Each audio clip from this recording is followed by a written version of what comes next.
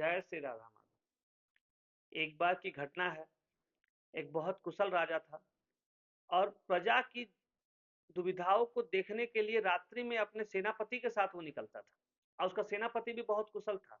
उचित हल हर समस्या का वो देता था।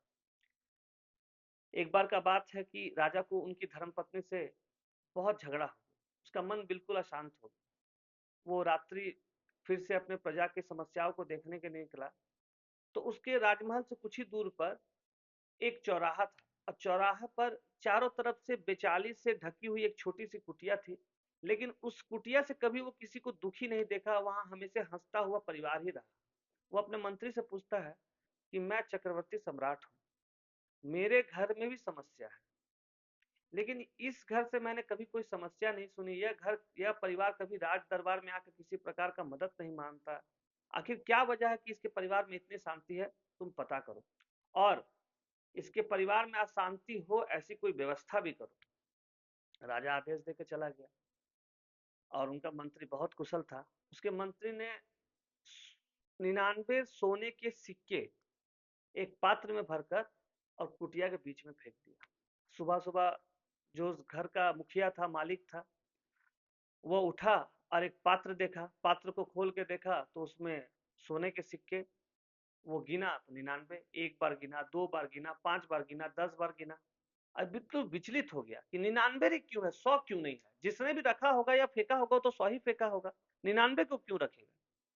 उसकी ये व्याकुलता कि उस 99 सिक्के को 100 कर देना है। अब वो जिस कार्य को करता था उससे ज्यादा कार्य करने लगा। अब वो जिस कार्य को ईमानदारी से करता था उसमें छल भी करने लगा, क्योंकि अब उसे वो एक और सिक्के कमाकर 100 सोने के सिक्के बनाने थे। कैसे बनाए वो? अब उस अधिक कार्य और छल के कार्य के चलते हुए क्या हुआ कि परिवार में पहले वो समय पर आकर अपने बच्चों को उचित शिक्षा देता था, वो देना बंद कर दिया। अब उसके परिवार के जो बच्चे थे वो दुर्व्यवहार में आ गए, क्योंकि गलत रूप से कमाए हुए धन को वो अपने परिवार में लगाने लगा। तो उसका परिवार का बुद्धि भी अब बिल्कुल बदलने लगा। अब उसके घर में क्लेश रहने लगा। लेकिन तब भी वो सुधरा नहीं और बहुत मेहनत करके एक और सोने का सिक्का उसने अर्जित किया और 100 कर दिया। 100 को एक पात्र में रखकर और जमीन में गाड़ दिया। अब मन ही मन बहुत खुश होने लगा कि मेरे 100 सोने के सिक्के हो गए।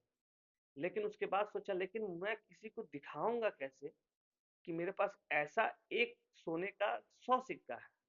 तो मुझे एक और कमाना होगा। फिर उसको कमाने के लिए वो गलत काम करने लगा, रात में चोरी करने लगा। रात में घर से बाहर रहता तो इधर उसके बच्चे भी दुर्व्यवहार करने लगे। उसकी पत्नी भी गलत रास्ते पे चली गई। लेकिन उसका नशा धन के प्रति इतना बढ़ गया कि वो एक और सिक्का कमाया। उसके बाद उसके मन में फिर लालच आया कि अगर मुझे आपातकालीन स्थिति में ऐसी और सिक्कों की जरूरत पड़ी तो मैं क्या करूंगा। मैंने उसे धन की लालसा इतना हो गया कि उसकी पूर्ति कभी नहीं हुई और इधर वो धन कमाता गया, इधर उसका परिवार नष्ट हो गया। जो राजा चाहता था वही हुआ। उसके घर में अब सिर्फ क्लेश ही क्लेश। इसी कथा के ऊपर ही लोग कहते हैं कि वो 99 के चक्कर में फंस गया है। जय श्री राधा।